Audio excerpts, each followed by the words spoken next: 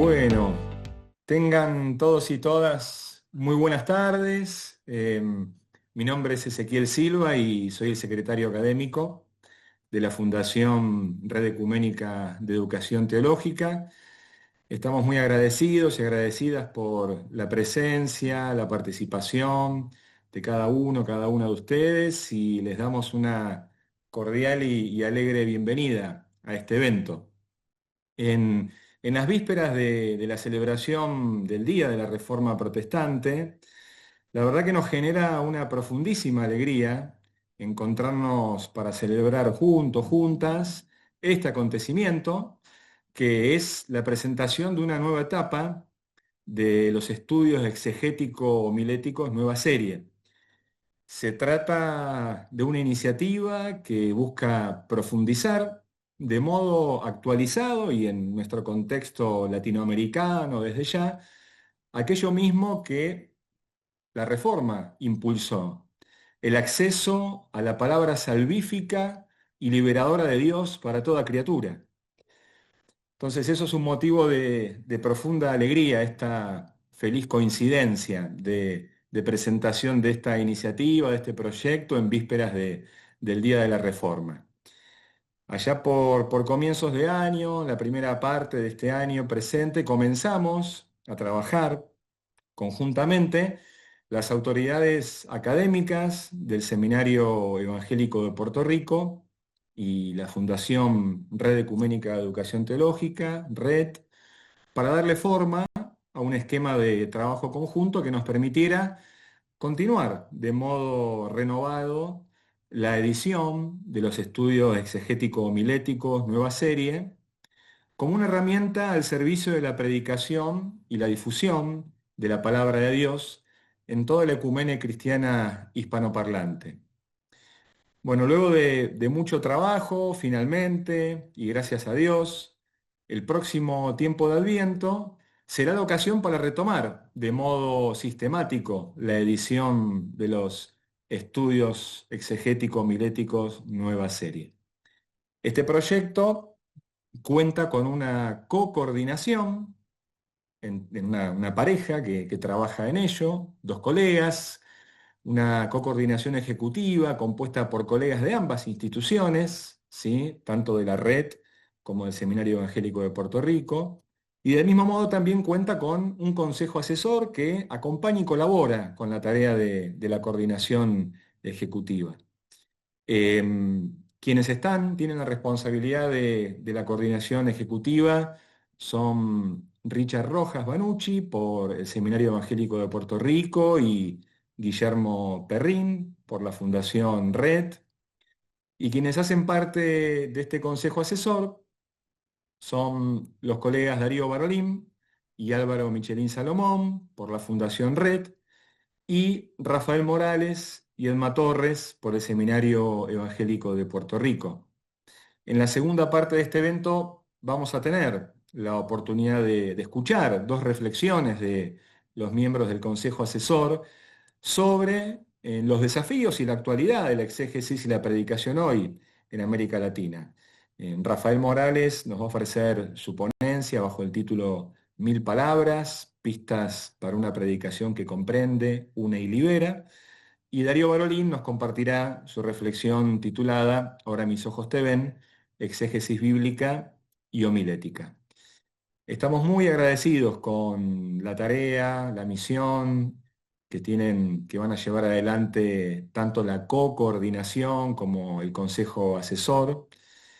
Y bueno, queremos pedirle en primer lugar, dando inicio a este evento, no lo veo, sabrán decirme si está, el doctor Juan Mejías Ortiz, el presidente del Seminario Evangélico de Puerto Rico, quien iba a pronunciarnos unas palabras de apertura.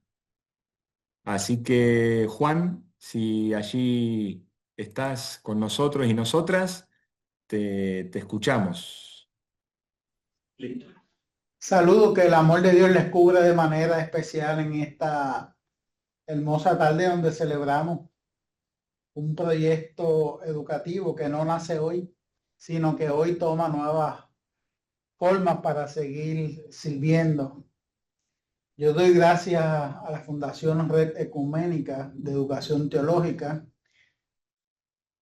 Estando en Argentina, se une al Seminario Evangélico de Puerto Rico para seguir trabajando y colaborando en el proyecto de estudios exegéticos miléticos y poder seguir trabajando en favor de la capacitación y la educación del liderazgo, no solamente pastoral, sino también de los líderes eclesiales que colaboran en las distintas parroquias y congregaciones, tanto en Argentina, Puerto Rico y toda nuestra querida América Latina. Para mí es una bendición de que nuestras dos instituciones se unan para servir al pueblo de Dios, sabiendo que esto será una experiencia de gran crecimiento.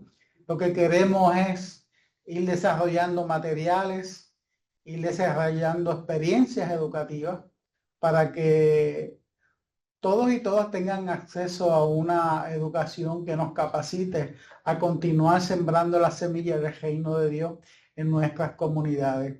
Agradezco mucho los esfuerzos que inició nuestra pasada decana Agustina Lubi. Agradezco el esfuerzo que hace nuestra decana actual, la doctora Lidia Hernández, eh, el próximo doctor Raúl Santiago y el equipo de Puerto Rico que está dirigido extraordinariamente por el doctor Richard Rojas Banucci, nuestro querido profesor de homilética, Rafael Morales, agradeciendo el esfuerzo que él está haciendo por estar con nosotros en esta tarde.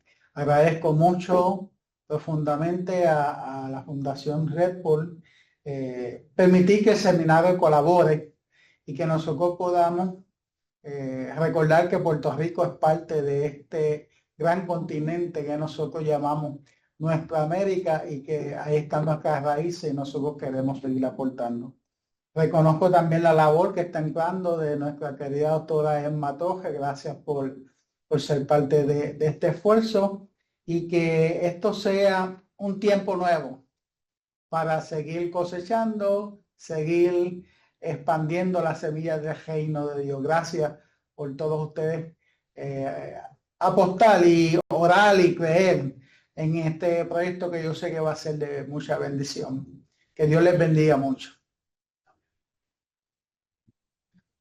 Muchas gracias, Juan, por estas palabras de bienvenida, de apertura, por esta bendición en el inicio de esta caminada en común.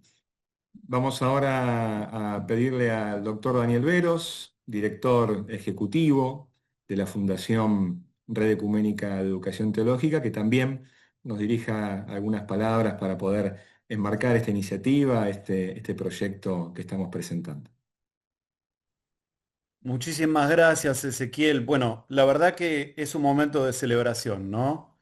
Es un momento de celebración que subrayaba Juan recién, eh, porque bueno, nos hermana a dos instituciones que tienen una ubicación geográfica en esta Via Yala, en nuestra América, ¿no?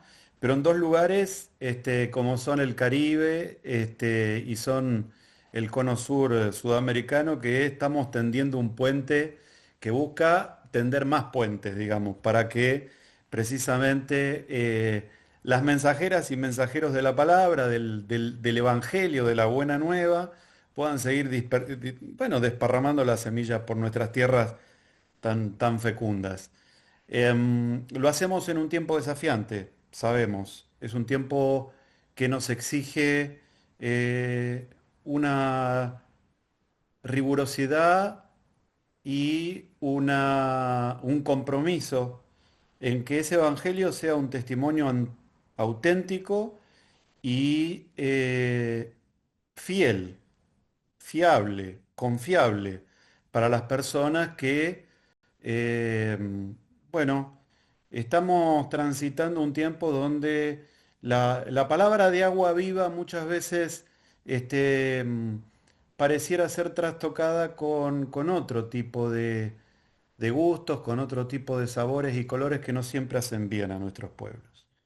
Por eso creo que nuestra responsabilidad debe ser redoblada en función de la fidelidad a la que se nos convoca, también a la hora de brindar herramientas e insumos para que nuestro testimonio, nuestras comunidades sea fiel y sea consecuente a nuestra vocación, ni más ni menos, ¿no? De ser testigos y testigas del reino en nuestra América en este tiempo tan desafiante como decía.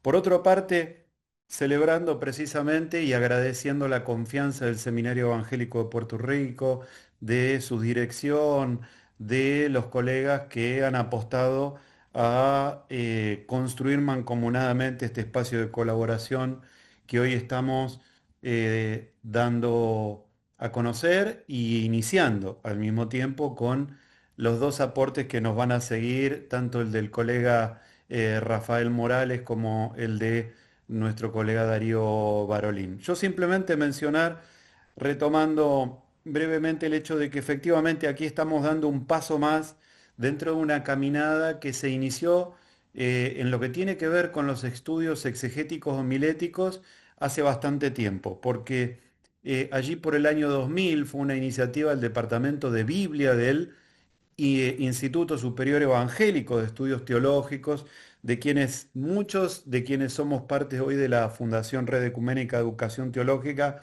hemos sido alumnos, ha sido nuestra alma mater aquí en el ICEDET, en el Cono Sur, e incluso también hemos sido docentes allí.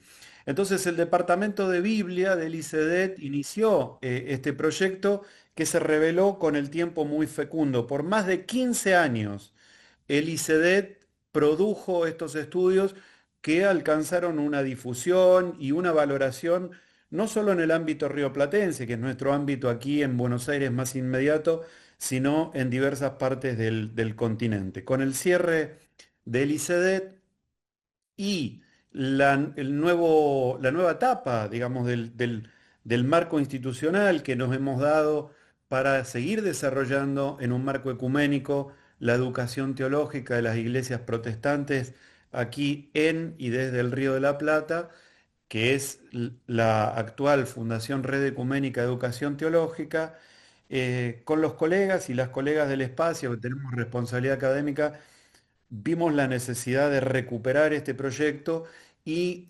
hacerlo además en un marco colaborativo y que lo proyecte hacia adelante. En ese sentido estamos presentando que el relanzamiento de los estudios exegéticos homiléticos en una nueva serie que va a ser accesible a partir del primer domingo de Adviento de este año eclesiástico 25-26 que se va a iniciar próximamente. Y por otra parte, ya adelantar un anuncio que tiene que ver con otro aspecto del sueño que venimos amasando, que es est- el sueño de constituir, juntamente con la edición de estos estudios, como insumos para quienes predican e enseñan los textos bíblicos del leccionario ecuménico, un taller ecuménico latinoamericano de exégesis y homilética. Seguramente más adelante vamos a poder brindar mayores detalles sobre este sueño, que está bastante explicado en su nombre, pero que vamos a poder detallar próximamente y brindar más informaciones. En cuanto a los estudios exegéticos homiléticos, nueva serie, yo simplemente desearía compartir pantalla para mostrarles a ustedes y a quienes nos vean luego de qué manera hoy están accesibles estos estudios. Entiendo que están pudiendo ver la pantalla que estoy compartiendo. Esta es la página web de la Fundación Red Ecuménica de Educación Teológica, que tiene una sección en los programas de extensión que se llama Estudios Exegéticos Miléticos Nueva Serie. En esta sección, hoy en día, estos estudios exegéticos miléticos, tanto los de la primera serie, que fue los 15 años que fueron editados por el ICEDET, como los de la nueva serie, se encuentran accesibles y van a estar accesibles a partir de esta nueva edición, tanto a través de los medios que va a disponer el Seminario Evangélico de Puerto Rico como los de la Fundación Red. Lo último que quiero mostrarles es el modo en que se ven concretamente nuestros estudios exegéticos miléticos nueva serie, que plantea, digamos, para los textos indicados para cada domingo. Acá hay un ejemplo simplemente. Este fue del último domingo después de Pentecostés del año 2024, el modo en que se estructuran este tipo de estudios, o se lo venía haciendo, con la referencia a los textos de predicación del domingo, un texto en el que se centra el estudio y un desarrollo tanto vinculado al encuadre teológico e histórico que permite entender los textos, un análisis que normalmente es de tipo exegético, en este caso estructural, un desarrollo de ciertos aspectos teológicos y exegéticos particulares, y aquí una breve reflexión homilética. Esto es como para quienes no conocen los materiales tengan una idea aproximada de cómo se fueron estructurando. Pues bien, este es el menú, de alguna manera, que estamos ofreciendo y que nos alegra y celebramos poder poner a disposición de un público muy amplio de tanto el Caribe y Centroamérica como de toda Sudamérica hispanoparlante. Así que celebramos este evento, celebramos este hecho y nos alegra mucho esta caminada que, vuelvo a insistir, agradecemos al Seminario Evangélico del Puerto Rico haya querido andar con nosotras y nosotros. Muchas gracias. Bueno, muchas gracias, Daniel, por tus palabras, por este encuadre, por también permitirnos asomarnos aunque sea a una pequeña muestra, ¿no? De aquello que se va a poner a rodar con mayor sistematicidad, ¿no? E intensidad a partir del primer domingo de Adviento. Bueno, queremos finalmente pedirle a nuestro colega, compañero, miembro del Consejo Asesor, al doctor Álvaro Michelín Salomón, que pueda, para cerrar esta primera parte, dirigirnos en una oración de acción de gracias a Dios por este paso que damos conjuntamente en el caminar ecuménico latinoamericano, y al mismo tiempo que nos ayude a pedirle al Espíritu de Dios que anime y sostenga este ministerio al servicio de su palabra. Álvaro.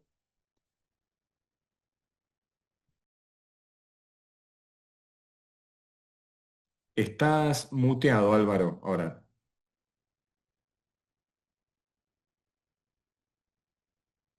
Perdón. Muy buenas Ahora tardes. sí. Gracias, Ezequiel, y buenas tardes a todas y a todos. Espero que la conexión me acompañe, si no tendré que apagar la cámara. Voy a compartir con ustedes un texto muy significativo para nuestra tarea, que encontramos en la carta del apóstol Pablo a los Romanos, capítulo 10, del 5 en adelante, que dice así: Moisés describe así a la justicia que se basa en la ley. Quien practique estas cosas vivirá por ellas.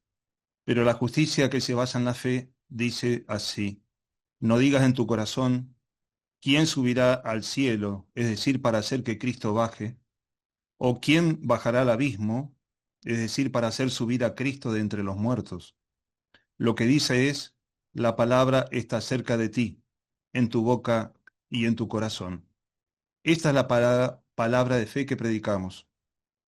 Si confiesas con tu boca que Jesús es el Señor y crees en tu corazón que Dios lo levantó de los muertos, serás salvo. Porque con el corazón se cree para alcanzar la justicia, pero con la boca se confiesa para alcanzar la salvación. Pues la Escritura dice: todo aquel que cree en Él no será defraudado. Porque no hay diferencia entre el que es judío y el que no lo es. Pues el mismo que es Señor de todos es rico para con todos los que lo invocan. Porque todo el que invoque el nombre del Señor será salvo. Ahora bien, ¿cómo invocarán a aquel en el cual no han creído? ¿Y cómo creerán en aquel de quien no han oído? ¿Y cómo oirán si no hay quien les predique? ¿Y cómo predicarán si no son enviados? Como está escrito: cuán hermosa es la llegada de los que anuncian la paz, de los que anuncian buenas nuevas. Apóstol Pablo, en su carta a los Romanos, capítulo 10, versículos 5 al 15. Una carta fundamental del apóstol Pablo para muchos del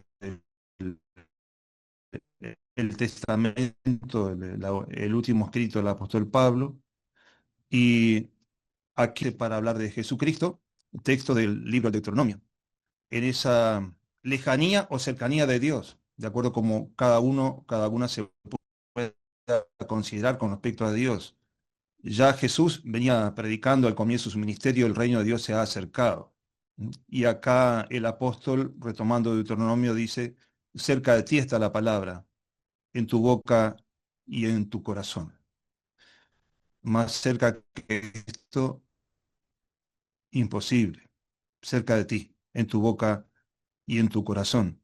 Cristo viene a nuestras vidas, se acerca a nuestras vidas, ya sea que consideremos que Cristo está arriba en los cielos o abajo en el abismo o al costado, Cristo se acerca en el Evangelio y esta es la palabra de fe que predicamos, dice el apóstol. Y estamos llamadas entonces a creer y confesar y creer. Aquí se resume buena parte de la misión cristiana, de la misión personal de cada discípula, discípulo de Cristo y de la misión de la iglesia como comunidad de fieles, ¿no? De seguidores. La palabra de fe que predicamos como proclamación pública del Evangelio, de aquello que vamos aprendiendo, porque no lo hemos aprendido una vez para siempre, lo vamos aprendiendo a medida que nos vamos confrontando con las Escrituras.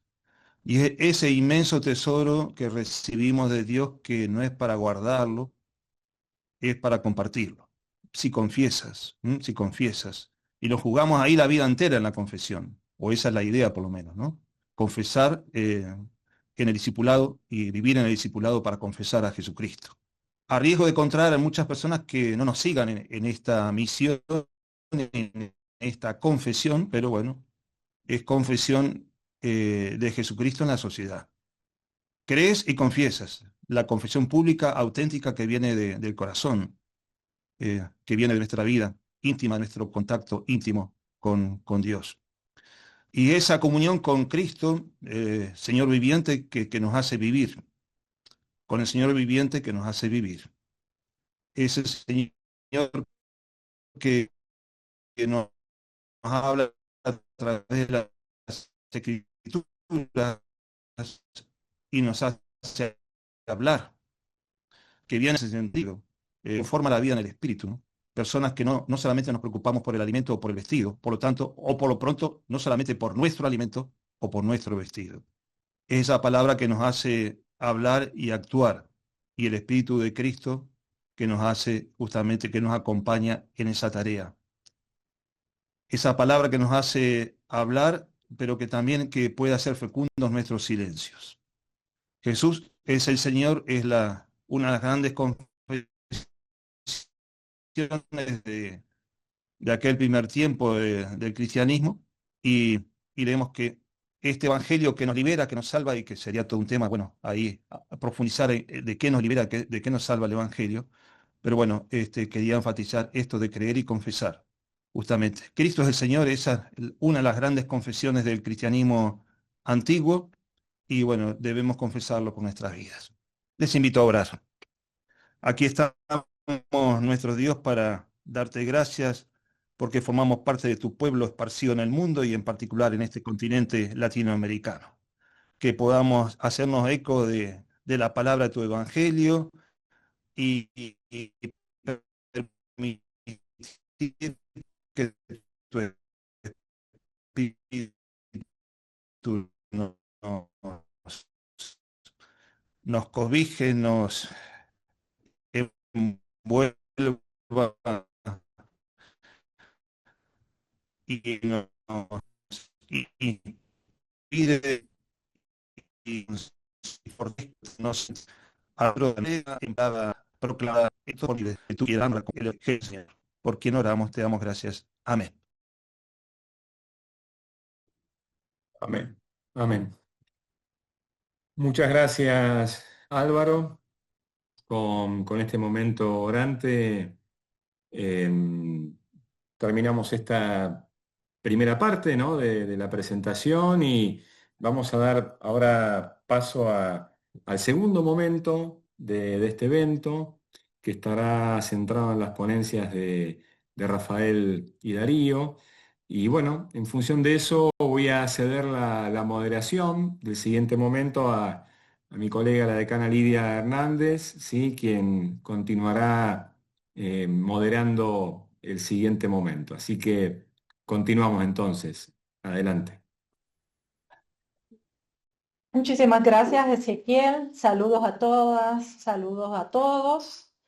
Nos preparamos para escuchar las breves ponencias de esta tarde y nos complace poder escuchar a compañeros de ambos grupos, ambas partes de este acuerdo. Y comenzamos con Rafael Morales. José Rafael Morales es profesor de homilética aquí en el Seminario Evangélico de Puerto Rico y además es pastor ordenado de la Iglesia Cristiana Discípulos de Cristo en Puerto Rico.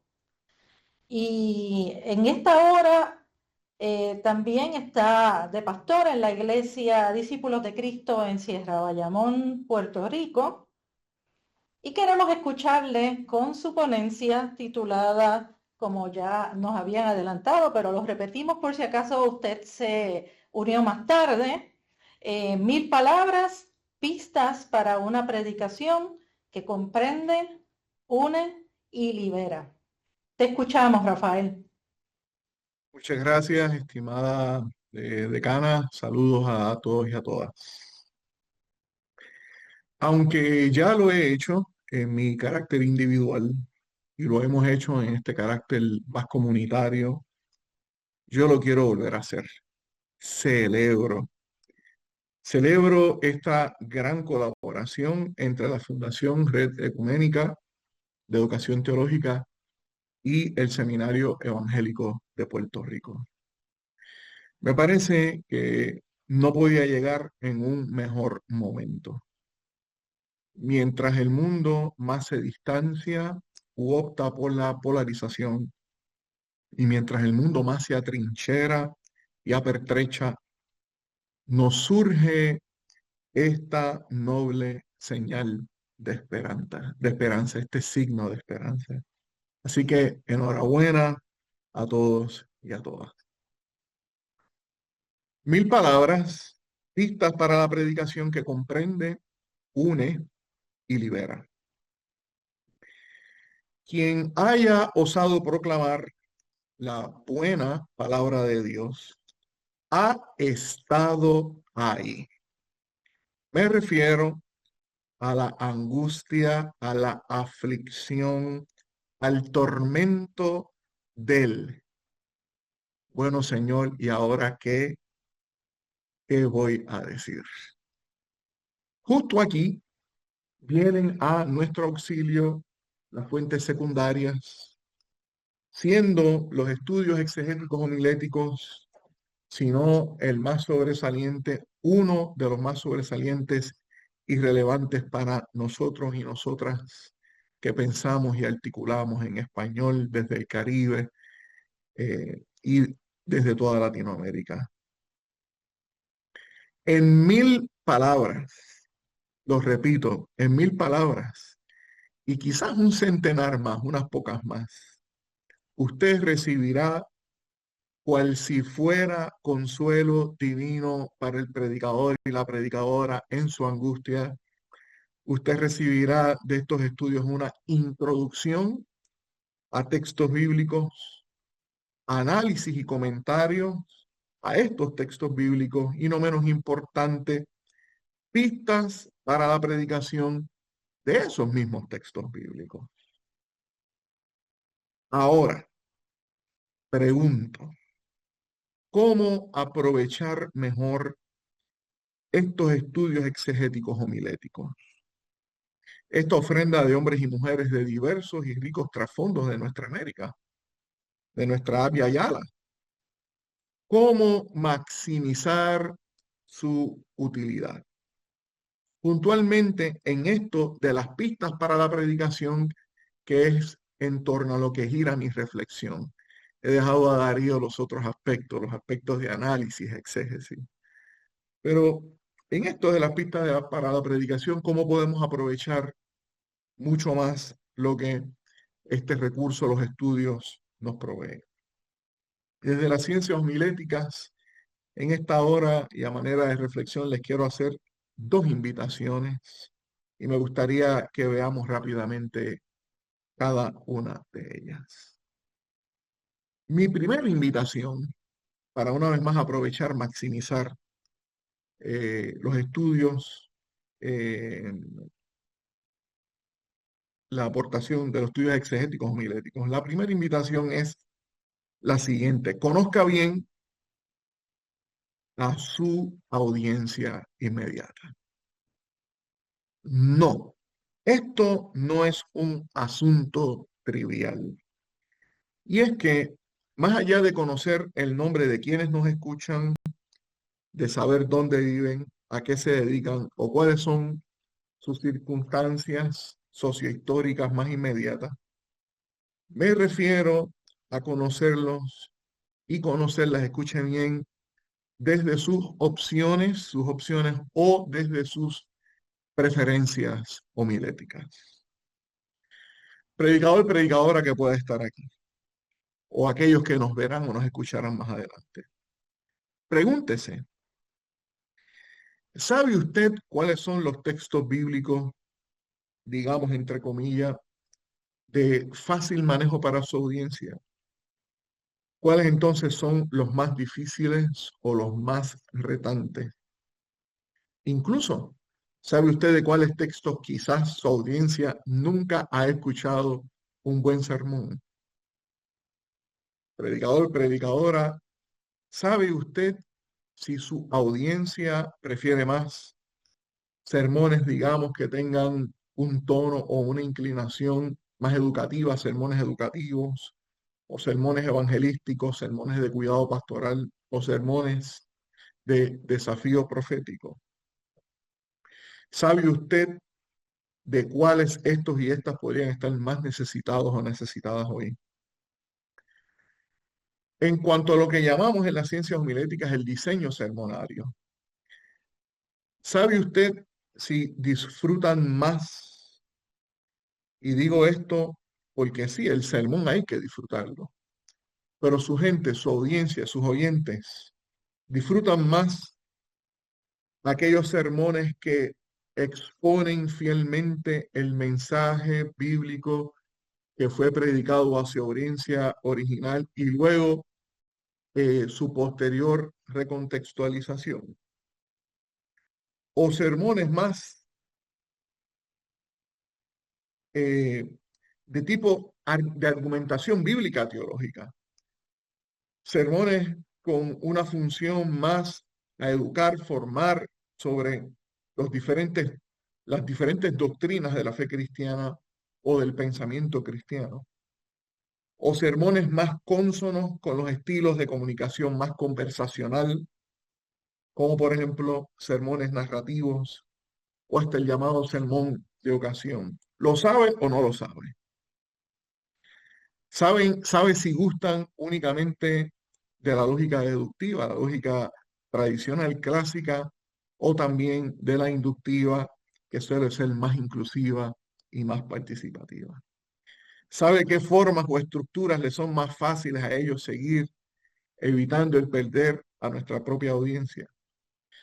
Y así sucesivamente, en esta tarde pudiéramos seguir planteándonos interrogantes o preguntas. ¿Cuáles serían opciones o preferencias homiléticas con respecto a tiempo, frecuencia? ¿Qué gustan más sus generaciones emergentes o qué capta más la atención de las generaciones emergentes o de los adultos mayores o aún de la niñez de nuestras respectivas comunidades de fe? ¿Cómo aprenden mejor? ¿Cómo nuestra gente aprende mejor? ¿Cómo responde mejor? Bueno, todo lo que los estudios exegéticos homiléticos aportarán todo ese contenido, toda esa información tendrá mucho mayor impacto si conocemos y si conocemos bien, conocer bien a nuestras respectivas audiencias y si como predicadores y predicadoras honramos sus opciones o preferencias homiléticas. ¿O acaso no comunicamos para que sea el pueblo de Dios quien escuche su buena, relevante y transformadora palabra? Y les propongo esta reflexión porque me parece a mí que muchas veces nosotros como comunicadores, predicadores o predicadoras, no conocemos el oído de nuestra audiencia. Y está muy bien todo lo que vamos a recibir, todo el material, todo el contenido serio, profundo, riguroso, analítico, crítico. Es muy bien todo lo que vamos a recibir a través de los estudios exegéticos homiléticos. Pero si no conocemos el oído y el corazón de nuestra audiencia, no pudiésemos, ¿verdad?, quizás ser lo más efectivo que queremos hacer. Por lo tanto, un poco desde las ciencias homiléticas, mi primera línea reflexiva, cómo aprovechar mejor, cómo utilizar mejor, cómo ser más efectivos en lo que queremos lograr. Lo primero es conozca bien el oído y el corazón de su audiencia para hablarle mejor y ser más efectivo y relevante. La segunda invitación es una invitación, y no se asuste, a ser creativo, a ser atrevidos y a ser diversos en la tarea homilética. Podría decirse que esta segunda invitación es una invitación a que usted mismo o usted misma se escuche. Y entonces, luego de escucharse, la interrogante a contestar sería la siguiente. Como predicador o predicadora, ¿suena usted siempre igual? ¿Sonamos igual? ¿Nos escuchamos igual?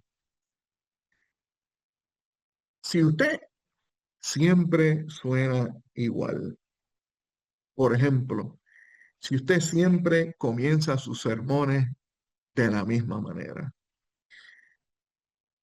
si usted predica de los mismos textos bíblicos, si tiene su canon dentro del canon, como aprendimos en el salón de clase, si siempre predica 3 puntos, si siempre concluye igual, y si siempre quiere hacer lo mismo desde el púlpito en su audiencia, tarde o temprano, usted y su audiencia padecerán de lo que llamamos de fatiga homilética. Y tal como dije antes, el púlpito y el sermón son para disfrutarse.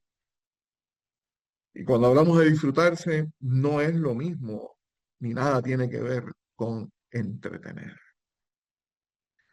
En cuanto a la diversidad que les propongo, hay que saber discernir, una vez tengamos estos estudios exegéticos homiléticos, hay que discernir cuando ese análisis, el comentario bíblico propuesto en los estudios exegéticos, en los EEH, no son propicios, y aquí una inclinación particular mía, no son propicios a 2 tonalidades de sermones que me parecen son muy urgentes en nuestro tiempo actual. Y me refiero al sermón de cuidado pastoral y de desafío profético. Predicadores y predicadoras, hermanos y hermanas, nuestra gente sencilla, nuestra gente humilde de hoy sufre en grande.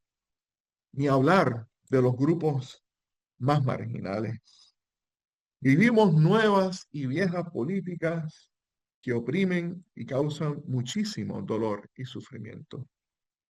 Entonces, desde el púlpito hay que consolar y hay que consolarles. Me parece que es una de las áreas sermonarias que más tenemos que trabajar hoy y que de repente cuando hagamos nuestra lectura de los estudios exegéticos homiléticos tenemos que discernir cuándo ese contenido sermonario nos ayuda a consolar a nuestro pueblo. Ahora, consolar también es denunciar. Denunciar los males y las estructuras que nos aquejan. Denunciar a quienes gustosamente las implementan para con igual fuerza proponer la buena nueva de paz con justicia del reino de Dios. Esta diversidad, atendiendo clamores, es urgente y muy necesaria. Como necesaria también es nuestra creatividad en el cómo transmitimos lo que la exégesis y el análisis ya nos ha provisto. Esta es una reflexión un poco que viene del salón de clases y del laboratorio de predicación o de proclamación, como llamamos. Luego de escuchar cientos y cientos de sermones por años, me parece identificar que solemos ser muy buenos con el qué decir, con ese contenido, con la información, con lo que nos llega o proviene de ese trabajo exegético. Solemos ser muy buenos con el contenido, pero no tanto, no somos tan buenos en cómo decirlo, en cómo transmitir ese contenido, en cómo organizar y estructurar, ese contenido y esa información a compartir. Por lo tanto, me parece que aquí necesitamos mayor creatividad y de alguna manera la propondremos. Es uno de mis anhelos y deseos, ¿verdad? El ser parte de este gran proyecto. ¿Cómo podemos traer mayor creatividad en el cómo comunicamos, en el cómo decimos? Prestando atención a las mismas formas del texto bíblico, los géneros literarios de los textos bíblicos, sí, eso es lo clásico, es lo que aprendimos, ¿verdad? Es de las ciencias homiléticas más clásicas, tradicionales, pero también debemos buscar formas más creativas que también logren capturar la atención de nuestras respectivas audiencias de manera tal que éstas puedan recibir lo que de Dios o de su palabra les queremos comunicar. Quiero ir de alguna manera concluyendo con esto. En esta segunda invitación sobre creatividad, un poco diversidad y un poco también el ser atrevidos en lo que hacemos, ¿verdad? Con lo que recibamos. Bueno, no es un secreto que el advenimiento de la era digital y su tecnología lo han cambiado todo. Eso no es un secreto. Ni hablar de la llamada inteligencia artificial. El púlpito, bajo ninguna circunstancia, está inmune a todo esto, para nada. La pregunta reflexiva que debemos trabajar y seguir trabajando sería, ¿qué del diálogo entre el púlpito y las anteriores? ¿Qué del diálogo entre el púlpito y la era digital? La tecnología, diferentes tecnologías, la inteligencia artificial, ¿qué del diálogo entre el púlpito y las anteriores procede? ¿Y qué entendemos que no procede? ¿Hasta dónde usted puede llegar en su creatividad y diversidad a utilizar las anteriores y hasta dónde no? Yo creo que debemos preguntarnos en este momento cuando hablamos de creatividad, diversidad, en este contexto posmoderno de la era digital, debemos preguntarnos cuándo la tecnología está al servicio de la palabra de Dios y cuándo no. Por ejemplo, en los próximos segundos vamos a escuchar al compañero Darío Barolín. Y no debe ser una sorpresa para nadie de que seguramente todo lo que el compañero nos va a estar hablando con respecto a métodos interpretativos, exégesis, procurar ese encuentro con la palabra, con el Dios de la palabra, no debe ser una sorpresa para nadie. Anticipar de que mucho de lo que ocurre en nuestro púlpito se genera desde la inteligencia artificial, prácticamente omitiendo todo lo que el compañero Darío nos va a estar narrando. Bueno, la pregunta pues, sigue estando eh, eh, delante de nosotros. ¿Cuándo la tecnología está al servicio de la palabra de Dios de Cristo, y cuándo es a la inversa? Ya cerrando, 1000 palabras, una vez más 1000 palabras, pistas para la predicación que comprende, une y libera. Insisto que esto es lo que usted encontrará en los estudios exegéticos homiléticos. 1000 palabras, literalmente. Los autores tendrán entre 1000 a 1500 palabras, ¿no? De ahí un poco la expresión.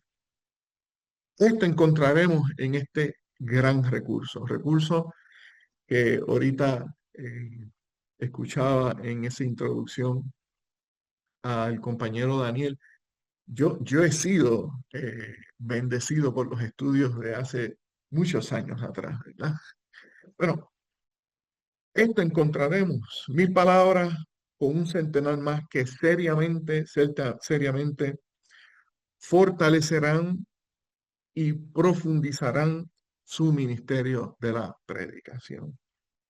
Serán 1000 palabras, un poco más, un centenar más, que nos inspirarán y nos llevarán a una proclamación más contextual, una predicación que nos ayude a comprender, a entender mejor nuestro contexto, nuestra realidad, una predicación que nos llevará a la unidad, contrario de lo que hemos, ¿verdad?, señalado al principio, la unidad, a estrechar los brazos, los lazos ecuménicos, una predicación que nos llevará a liberarnos de aquellos males que nos oprimen.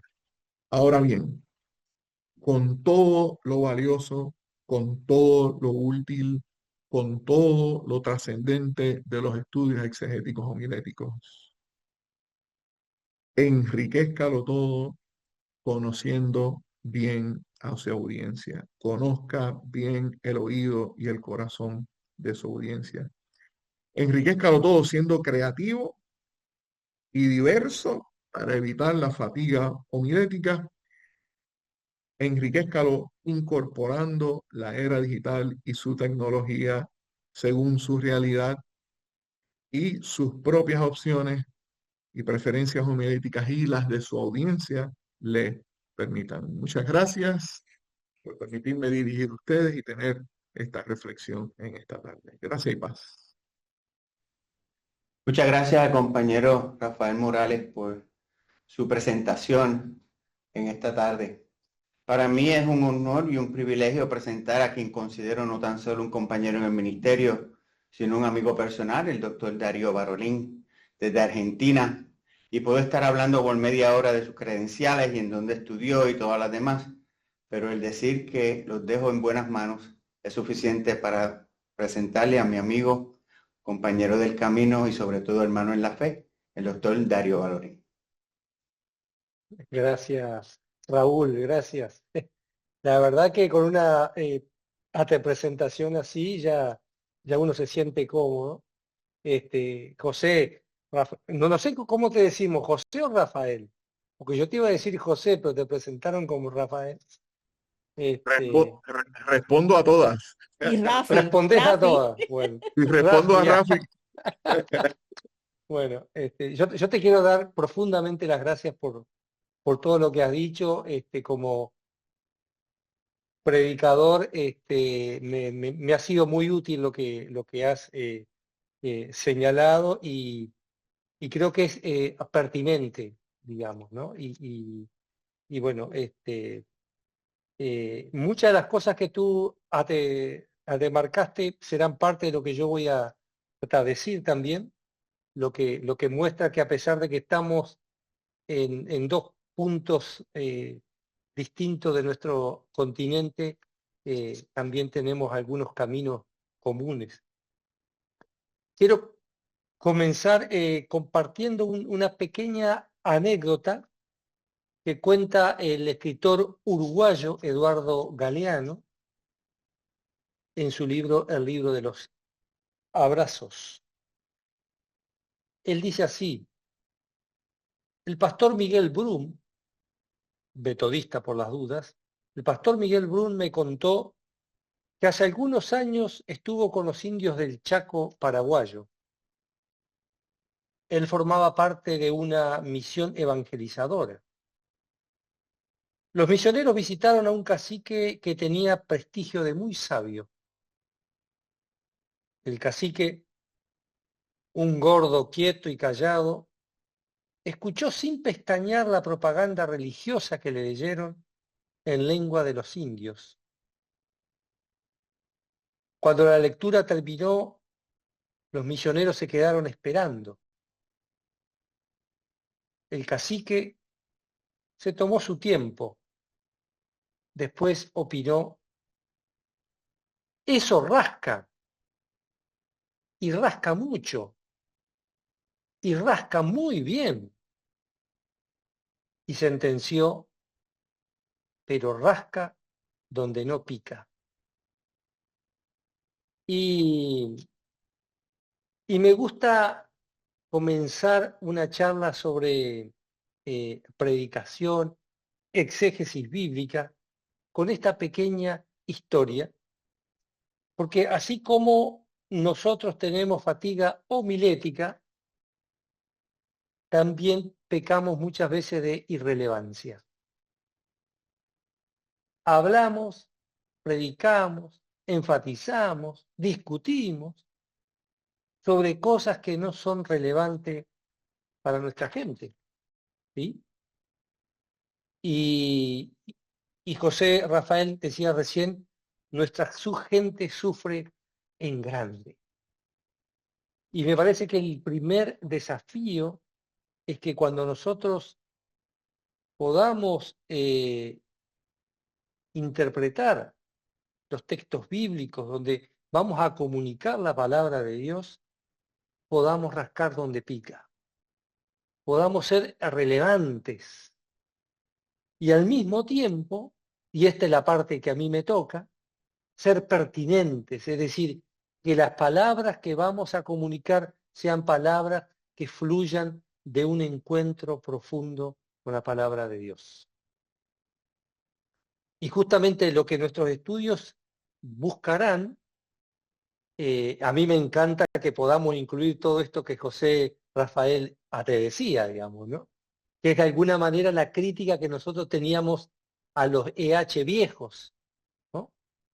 Porque me parece que ese es uno de los desafíos más fuertes que tenemos hoy. Y la tarea comienza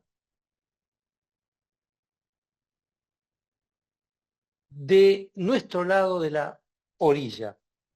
El profesor Tediberto López, de ahí del seminario de Puerto Rico, escribió hace muchos años un texto que hablaba entre las dos orillas para usar esta imagen de la lectura bíblica, digamos, que va a la orilla del texto y va a nuestra orilla, donde lo que nos corresponde es justamente hacer una exégesis de nuestra situación, de cuáles son las dificultades, cuáles son las esperanzas, cuáles son los temores de nuestro pueblo, cuáles son las realidades que agobian, preocupan a quienes vamos a encontrar sentados el domingo que viene en nuestros cultos. Y sobre todo cómo poder mirarlas también críticamente. Entiendo entonces que una tarea de interpretación seria, comprometida y crítica del texto bíblico comienza con una mirada profunda, estudiada, crítica del contexto en el que nosotros vivimos. Porque si no, rascamos donde no pica, ¿sí? Siempre nuestra historia, la historia desde donde leemos el texto, acompaña la lectura del texto bíblico. ¿Sí? Esto no hay manera que no sea así. Lo que sí podemos saber, hacernos conscientes de eso, y por eso poder procesarlo y mirarlo críticamente, o llevarlo a nosotros al texto, sin ser conscientes de eso. Entonces, en vez de tener una ventaja, una puerta al texto, más que tener una puerta al texto, estamos empezando a cerrar otras puertas. ¿Sí? Una de mis prácticas predilectas como pastor, sobre todo cuando era un pastor más joven que tenía un poco más de tiempo, porque no te invitaban para charlas como esta, entonces tenía más tiempo para ser pastor. El día martes salía con el texto bíblico para el próximo domingo y lo compartía en 2 o 3 visitas pastorales. Y le preguntaba a la gente en ese espacio íntimo de sus casas, después de haber hablado, en mi caso como pastor siempre de pueblo chico, medio de campo también, de la gallina, de la lluvia, ¿no? De los precios, del desempleo, del hijo que no hace caso, del nieto. Después de hablar de todas estas cuestiones, ¿sí? La pregunta era, ¿qué les decía ese texto? Y justamente esa pregunta, yo me encontraba con lo que hoy llamamos la recepción del texto bíblico. ¿Cómo ese texto es leído por estos hermanos y hermanas? Y en esa lectura podía yo descubrir preguntas, podía descubrir temores, podía descubrir necesidades. Un ejemplo que me marcó mucho, cuando yo era joven, estoy hablando de unos cuantos años atrás, yo creo que podría haber sido año 89, ni siquiera era pastor aún, me encontré con alguien que en aquel tiempo también era joven, que trabajaba mucho los temas de género. Y compartí con ella aquel texto de Mateo, que decía, yo les digo, no resistan al que es malo, antes a cualquiera que te hiera la apejilla derecha, vuélvele también la otra. Y en ese compartir el texto, ella tuvo la posibilidad de educarme y de enseñarme lo que ese texto significaba en un contexto de violencia de género. Y es justamente en ese espacio, en ese encuentro, es que estaba haciendo aquello que José Rafael nos decía, el corazón de nuestra gente. ¿Cómo leen? ¿Cómo se preguntan por ese texto? Y esa audiencia va a tener preguntas sobre ese texto que yo necesito poder compartir, poder pensar desde la predicación. Distintas serían las preguntas que surgen si lo compartimos a ese texto con una persona que participó de la lucha no hasta violenta, por ejemplo. Tiene otro sabor, ¿no? Entonces, después de estas visitas pastorales, a veces eran mucho más productivas que otras, pero siempre me permitían saber por dónde andaban nuestros hermanos y hermanas en la fe. Entonces yo creo que antes de entrar en la exégesis del texto y desde los EH no le vamos a poder dar esto. ¿Sí? Esto lo tiene que hacer cada uno que tiene que predicar, cada una que tiene que predicar hasta el domingo próximo. Esto que José Rafael nos insistía tanto de conocer la comunidad. Y a mí me parece que la tarea exegética comienza con ese delante del texto, para usar unas palabras de croato acá nuestro profesor, ¿no?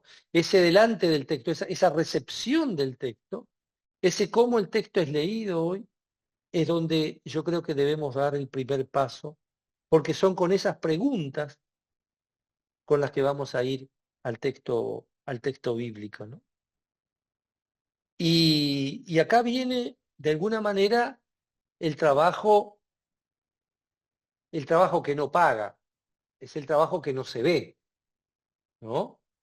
Hay de aquel que vaya a hacer una predicación un domingo y empiece a hablar del texto hebreo y el texto griego y la pronunciación de la no sé qué cosa, digamos, porque pierde la gente, a la primer curva la perdió. Pero aunque no se vea, ese trabajo exegético tiene que estar. Porque si no, la predicación deja de ser pertinente, deja de ser fruto de ese proceso donde yo estoy empezando a descubrir qué es el texto bíblico.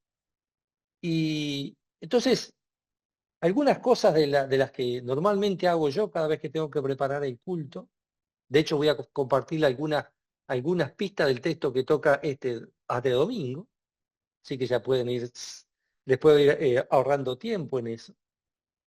Una cosa que es muy grata es poder leer el texto en voz alta, porque eso nos da un tiempo, ¿entienden? Nos ayuda a detenernos en el texto, ¿sí? No pasar muy rápido por arriba, nos ayuda a detenernos. Y en ese detenernos en el texto, ¿sí? Uno empieza a saborear detalles que a veces pasan desapercibidos y que justamente no podemos ver. Tengo algunas puntitas más, pero quiero compartirle en pantalla, si me dejan, perdón, Raúl, que no te dije eso, pero creo que puedo compartir pantalla, efectivamente. Sí, puedes participar. Ahí la tengo ya. El texto que toca este domingo, no es es este, ¿sí? Es el texto de el encuentro de Jesús con Zaqueo, en el capítulo 19, versículo 1 al 10. Permítanme leerlo. Dice, habiendo entrado Jesús en Jericó, iba pasando por la ciudad y sucedió que un varón llamado Zaqueo, que era jefe de los publicanos y rico, procuraba ver quién era Jesús, pero no podía a causa de la multitud, pues era pequeño de estatura. Y corriendo delante subió a un árbol sicómoro para verle, porque había de pasar por allí. Cuando Jesús llegó a aquel lugar, mirando hacia arriba, le vio y le dijo, Zaqueo, date prisa, desciende, porque hoy es necesario que pose yo en tu casa. Entonces, él descendió a prisa y le recibió gozoso. Al ver esto, todos murmuraban diciendo que había entrado a posar con un hombre pecador. Entonces Zaqueo, puesto en pie, dijo al Señor, he aquí, Señor, la mitad de mis bienes doy a los pobres, y si en algo he defraudado a alguno, se lo devuelvo cuadruplicado. Jesús le dijo, hoy ha venido la salvación a esta casa, por cuanto él también es hijo de Abraham, porque el Hijo del Hombre vino a buscar y a salvar lo que se había perdido. En este texto, esa versión que ustedes ahí tienen es Reina Valera, versión AT60, con un solo cambio, ¿sí? Que acá, en el versículo 3, en la versión Reina Valera dice conocer. ¿Sí? Esto no lo voy a hacer el domingo, se lo comparto a ustedes, digamos, ¿no? Pero quería llamarle la atención justamente la repetición constante del verbo ver, ¿sí? Y justamente una de las primeras cosas que nosotros deberíamos poder hacer en el estudio de los textos bíblicos es prestar atención a la repetición de vocabulario, ¿sí? Y justamente este verbo, ver, el verbo se repite 3 veces en este texto, ¿sí? Sumado a otro verbo que es distinto, digamos, que está marcado acá, no está en rojo, ¿sí? Está acá, pero que también tiene que ver con la vista, digamos. La segunda cosa, después ya voy a, también el verbo procurar y el verbo buscar es el mismo verbo, pero después de mirar estos detalles ahí en el texto, necesitamos de alguna manera vencer aquella costumbre del leccionario que no nos permite ver la continuidad narrativa, ¿sí? Y este texto es un ejemplo interesante, muy bueno, porque de hecho el texto bíblico, especialmente previo, especialmente la parte última, tiene mucho que ver con la vista, ¿sí? Porque se trata de la curación de un ciego. Y ahí estos dos verbos que aparecen sobre el ver, que aparecen en el texto del encuentro de Jesús con Zaqueo, están anclados en el texto previo, con lo cual hay una cierta continuidad narrativa que no tenemos que perder de vista. También entrar a leer Lucas 19 es como entrar a mirar, ir al cine a la mitad de una película. Necesitamos rebobinar y mirar qué fue lo que pasó antes, ¿sí? Y ver cómo este tema, ¿sí?, de las riquezas, de los cobradores de impuestos, ¿sí?, de los ricos, cómo este tema viene desarrollándose en el Evangelio, ¿sí? Especialmente e interesantemente en el capítulo previo, ¿sí?, tenemos la decepción con aquel joven rico, con aquel hombre rico, no es joven, es joven en el Evangelio de Marcos, no en el Evangelio de Lucas, de este hombre rico que se fue, ¿sí?, que no se animó a seguir a Jesús porque las riquezas lo tenían atrapado, ¿sí? Y tenemos varias cuestiones ahí que nos permitirían vincular con el texto.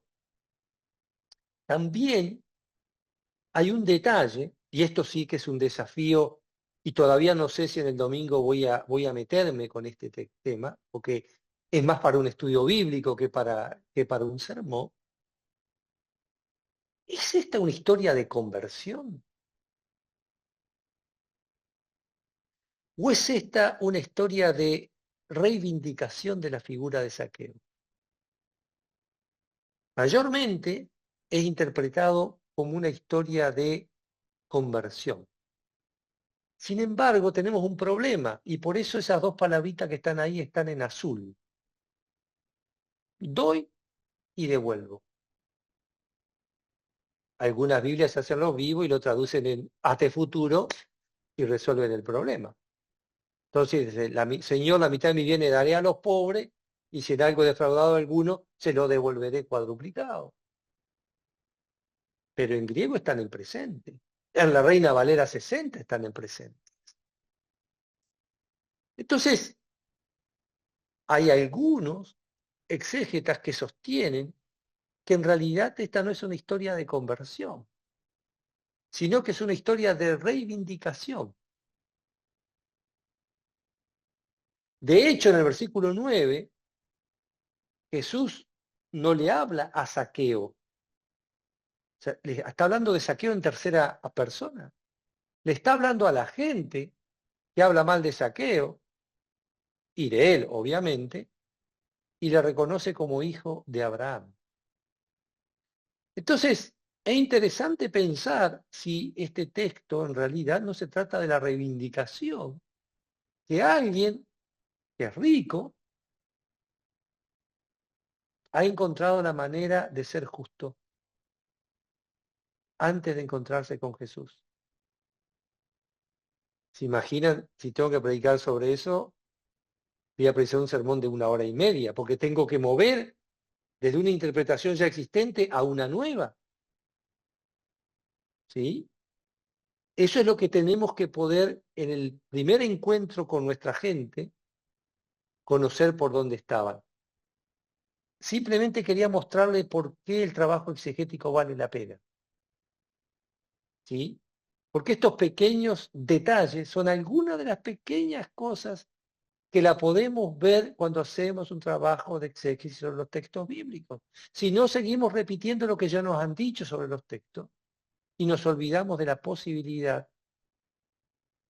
de que haya una interpretación distinta.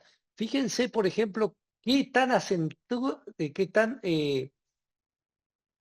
asentada estaba el texto de Lucas 15 sobre el tema del hijo pródigo.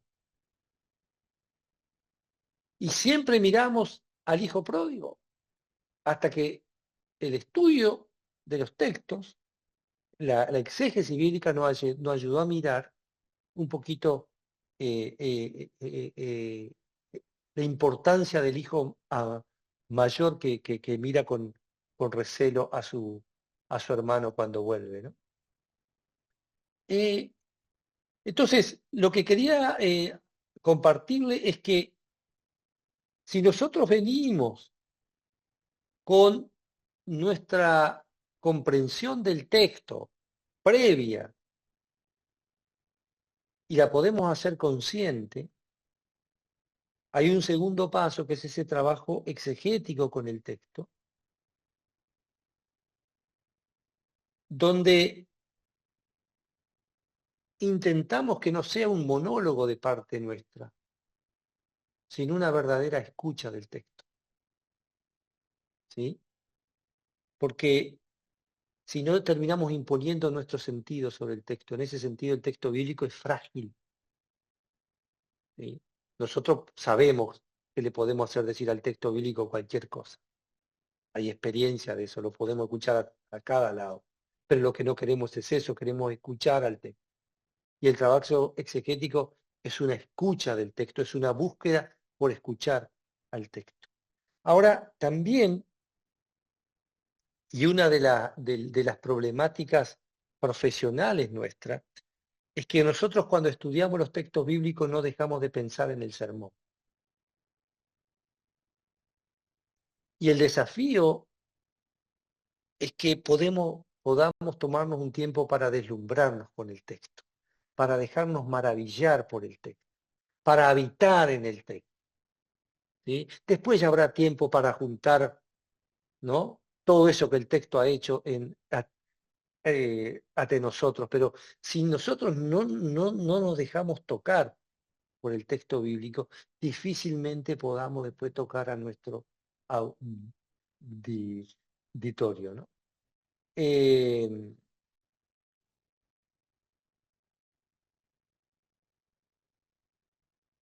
Después hay otra faceta que yo no voy a entrar ahora, pero siguiendo en esta división que hacía Severino Croato delante del texto, en el texto y detrás del texto. También cuanto más podamos conocer del mundo en el que se produjo el texto, más atinado será nuestro mensaje. También, y ya voy haciendo el cierre porque creo que me fui un poquito con el tiempo, una vez que entramos en el mundo del texto, una vez que nos dejamos maravillar y asombrar por el texto, también puede llegar el momento de las preguntas incómodas al texto. ¿Sí? ¿Por qué? Porque hay textos bíblicos que han sido utilizados para oprimir a nuestra gente, a nuestros pueblos. ¿Sí? ¿Cuántos hermanas y hermanos traídos de África han sido subyugados, ¿sí?, con textos bíblicos para justificar la esclavitud? Nuestros hermanos indígenas, ¿sí?, que eran considerados como, no se sabía si eran seres humanos o no, ¿sí? Hasta mujeres. Y podemos seguir incluyendo grupos y grupos de personas donde los textos bíblicos han sido utilizados para legitimar. Entonces, ahí es donde necesitamos una mirada crítica también sobre el texto bíblico, para que el texto bíblico no sea utilizado, no sea reproductor de una lógica de exclusión y de sufrimiento, para que la palabra bíblica pueda ser una palabra de consolación y de denuncia profética, como lo dijo nuestro hermano Rafael hace un rato. Por eso, queridos hermanos y hermanas, el desafío es rascar donde pica. El desafío es poder llegar con un mensaje que sea relevante y que sea pertinente para la sola gloria de Dios. Muchas gracias.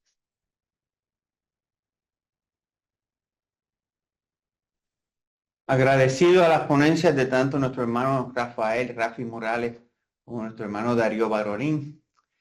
Nos quedan unos minutos antes de que tengamos que partir hacia otras funciones en la tarde de hoy, por lo tanto, invito a aquellos, según levanten su mano, a hacerle preguntas a cualquiera de los dos ponentes o a expresar la gratitud de las ponencias en la tarde de hoy.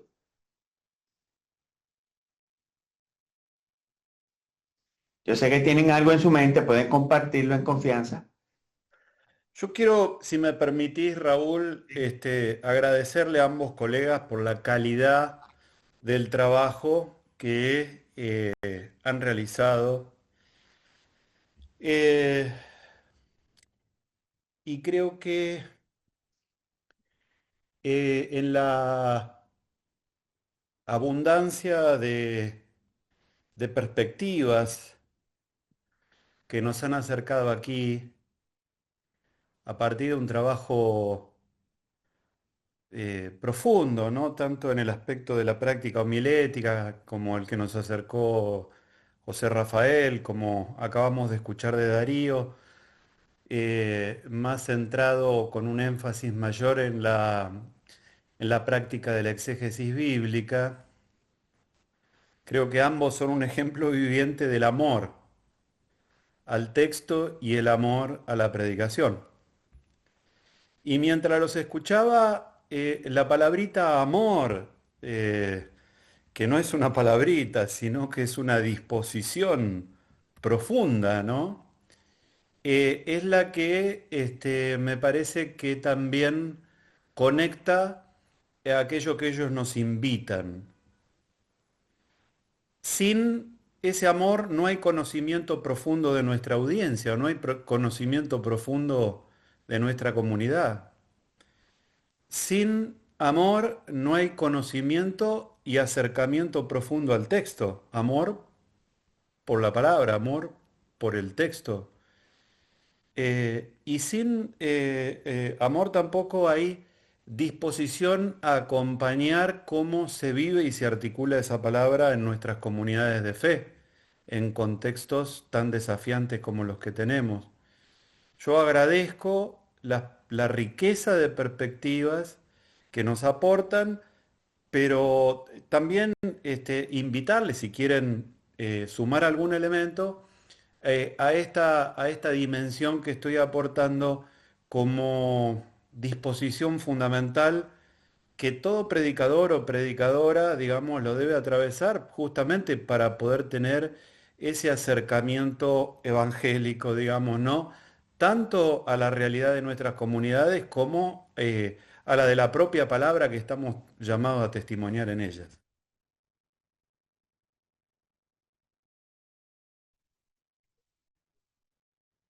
¿Quién se atreve primero? Hay preguntas, hay que me escribir. Escribir. Mira, Agustina, dile que me suba. Agustina, ¿puedes prender el micrófono, por favor? Hay una persona en el chat que ha hecho una buena pregunta. Te la puedo leer. Sí, por favor. Pues Joana Carón, ella pregunta, ¿podría dar ejemplo de lo que usted llama detrás del texto? Me imagino que es para el profesor Barolín. Gracias. Justo la estaba viendo y estaba empezando a contestar. Eso tiene que ver, Croato habla de la historia del texto. ¿Sí? Todas estas cuestiones que a veces hacemos, por ejemplo, ¿no? Tiene que ver con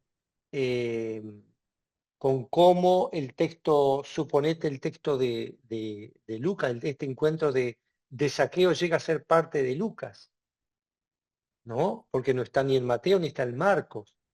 ¿Sí? Entonces hay todas unas estudios que tienen que focalizan sobre la historia del texto, porque a veces los textos están como eh, eh, editados, si se quiere, ¿no? Han tenido un proceso de composición, eso sería el término.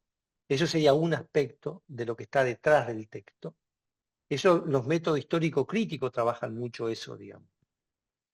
También detrás del texto está todo el conocimiento que nosotros podemos tener, por ejemplo, sobre el sistema impositivo, ¿sí? De la época y cómo los cobradores de impuestos eran vistos como colaboradores de Roma, pero a su vez cómo se hacían ricos porque cobraban más de lo que debían y se quedaban con una plata, digamos. Hay mucho, es decir, todas esas cuestiones que puede ver, inclusive desde el punto de vista del género ateliterario, ¿sí? Que tiene en común con otros géneros ateliterarios. Por ejemplo, una pequeña cuestión que tiene que ver con este texto. La otra, yo no me animaría a decir la única vez, pero si no es la única, son poquísimas, pero la otra vez que en el Evangelio de Lucas se utiliza esta imagen de hijo de Abraham para referirse a alguien, la tenemos cuando Jesús habla espérenme un poquito que me ubique, a una mujer que habla de que es hija de Abraham. Espérenme en el 13:16. ¿Sí? Cuando Jesús cura en el sábado a la mujer hasta encorvada y la gente le recrimina, Jesús dice, miren que ella también es hija de Abraham, ¿no? Es justamente este tipo de conexiones que es lo que algunos llevan a sugerir que este texto no sea un texto de conversión, sino un texto de convalidación o de reivindicación, ¿no? Eso es lo que sería detrás del texto, digamos, ¿no? ¿Sí? Todo lo que sucede antes de que llegue a ser un texto puesto ahí, digamos, ¿no? Hasta ahí. Muchas gracias. Uy, y acá te toca a vos, a Rafael, una pregunta. Me parece que el hermano Richard quiere preparar ya el mensaje para el ate domingo, así que espectacular, me encantó. Todo tuyo. Bueno, para seguir un poquito la línea que nos estaba trazando el profesor Barolín, fíjense que él levanta todos esos conceptos que tienen que ver con el ver. Llama la atención también en el capítulo anterior, justo antes del relato de Zaqueo, está la curación de un ciego también. Así que, de alguna manera, me parece a mí que hay una continuidad ahí con el asunto del ver y del no ver.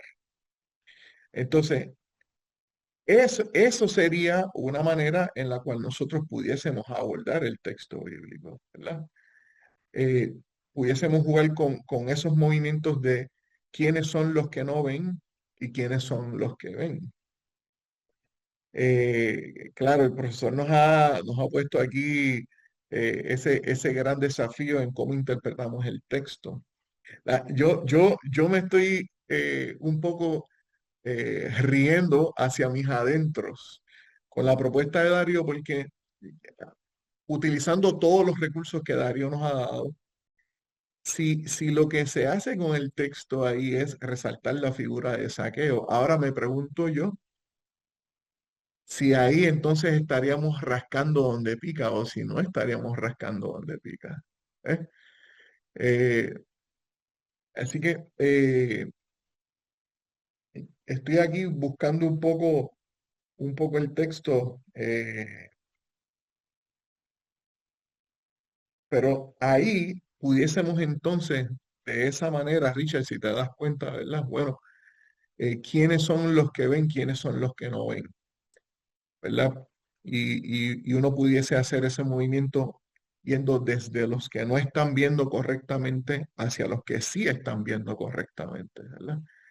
En este caso, cuando Saqueo decide, voy a buscar por aquí, eh, es el 19, ¿verdad? Es el 19. Es el 19, Darío. Sí, Lucas 19, 19. 1 al 10. Ok. Me parece a mí que cuando él decide devolver, este, ¿verdad? Lo que quizás él Ujú, había ganado, quizás defraudando o, ujú. o- o oprimiendo al pueblo, cuando él hace eso me parece que está viendo bien, está viendo correctamente, ¿no? Así que ese tipo, ¿verdad? Son otras maneras en las cuales se pudiese abordar el texto. Si aquí el asunto del ver es lo importante, quiénes no están viendo correctamente y quiénes sí están viendo correctamente. Ahí más o menos, ahí tenemos una forma que muy bien nos pudiese salir pensando en un sermón. Permítanme tirar una cosita más pensando en el tema de la gracia, que es parte de con la alta reforma protestante, porque Saqueo procura ver, pero es visto, ¿no? Y a mí me parece que eso, ahí podemos repensar todo el tema de la gracia desde ese movimiento eh, que, no sé, yo todavía no tengo el, el mensaje hecho, pero digamos, son ideas que se están cocinando lentamente, digamos, ¿no? Seguro, seguro. Hay otro elemento que quizás Darío no levantó con colores también, pero a mí me llama la atención también que en ese texto, de repente, hay unas expresiones también que tienen que ver con la prisa. Hay una prisa, desciende a prisa,